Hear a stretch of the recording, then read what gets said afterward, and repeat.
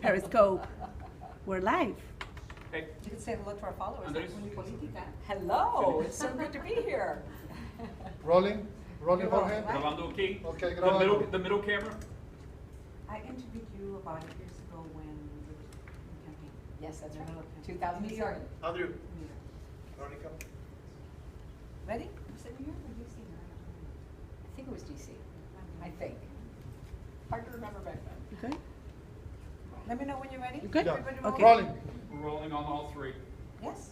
Yes, ma'am. Okay. Thank you very Let's much go. for taking the time. Perdón. Andres, are we good? Are we good?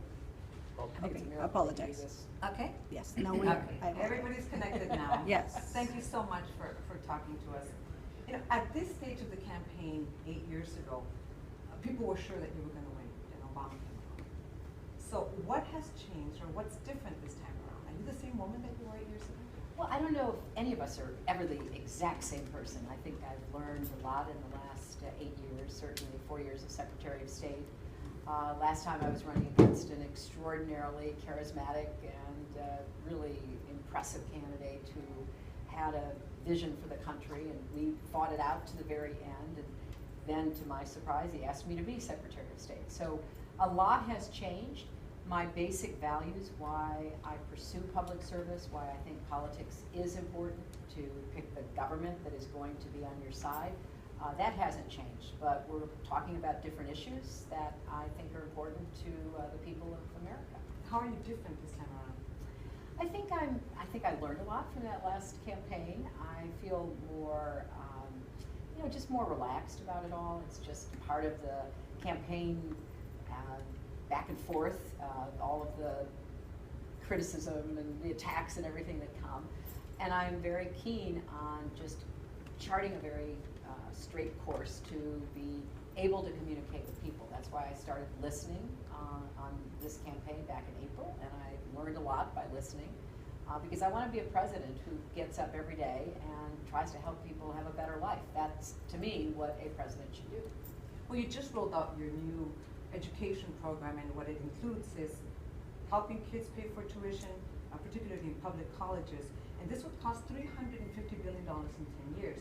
Well, as you can expect, the Republican opponents are criticizing you because to pay for it, you'd have to raise taxes.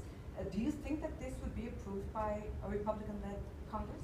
I do, because I think what I would do is to have rich people pay more to make sure that hardworking young people can go to college. And what I would do is to say, we're going to go back to the level of deductions that were permitted when Ronald Reagan was president. And I think this will be an important issue to a lot of students and their families around the country. I think we can build a big movement that demands more help, because right now it's gotten so expensive that so many young people, they try to start college, they can't afford to finish.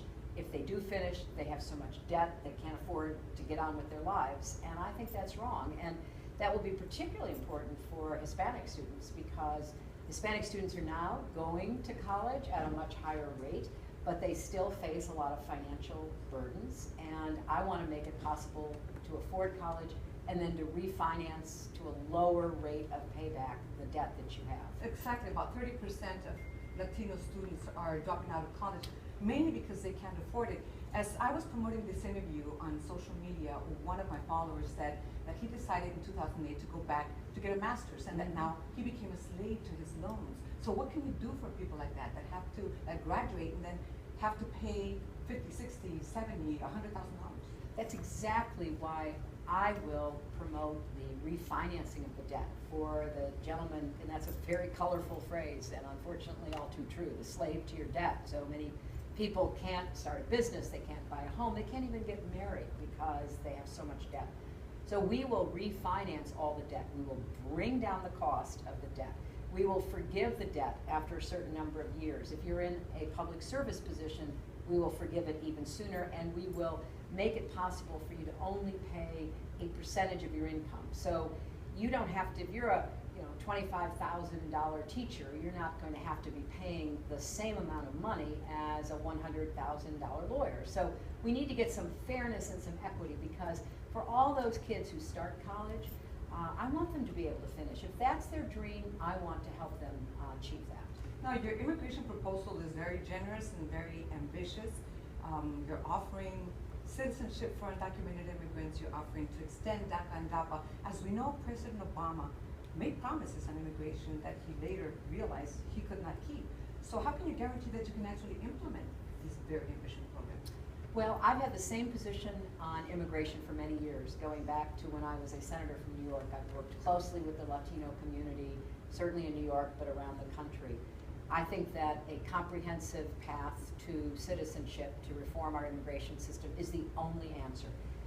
And we did get a bill through the Senate, and it was a bipartisan bill, and unfortunately then the House of Representatives stopped it. I want to make this a voting issue. I want people, when they go to vote for Congress, for the Senate, for President, they're thinking about, will this person support comprehensive immigration reform with a path to citizenship? Right now, none of the leading Republicans support that, and No, on the even some contrary, who but with did. such negative rhetoric regarding the immigration issue, especially right now coming out of the Republican camp, how can you get that done?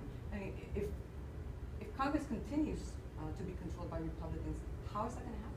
Well, one thing I want to do in this campaign is argue very strongly why we need more Democrats in both the House and the Senate. We could flip some of those seats if people who care about the economy, care about affordable college, care about immigration reform, if people who care about the issues that I think will make us a better, stronger, more just country actually turned out and voted, we would have less of a Republican presence in Washington. So I want to be elected So the president. answer is get rid of the Republicans? Is that what Well, you're the saying? answer is elect more Democrats. Because when we had a Democratic Senate in 2010, we passed bipartisan comprehensive immigration reform. When it went to the Republican House, they wouldn't even let it come up for a vote. Why? Because they knew it would pass. So you think it's impossible to have immigration reform as long as Republicans are controlling Congress? No, I think if we have a shorter or a smaller margin between Republicans and Democrats, and if the Latino community turns out in force in this election and puts the Republicans on notice, I think we can get it done. Now, when the children's border crisis erupted last year, you said that these children should be sent back to their countries once they find a responsible adult that can take care of them. Why send them back to a place or to the same conditions that led them to leave in the first place, poverty and violence? Well, my answer assumed that they would go through the process that everybody's entitled to, and that's what I am still calling for. There needs to be lawyers, advocates, judges assigned to get these children's stories told so that they can understand whether they have somebody here in America who will take them in, which I think some of them do, and we ought to find that out sooner instead of later, and what would happen if they went back. And of course, we should not send any child back to the kind of harm that could await them. So yes, some would be sent back after a fair hearing, but a lot of them wouldn't be. And what I've been arguing for is let's get the resources in place so that we can actually find out what happens to these children. I don't like them being kept in detention centers. I think that is a very unfortunate decision, and I want to see that reversed as soon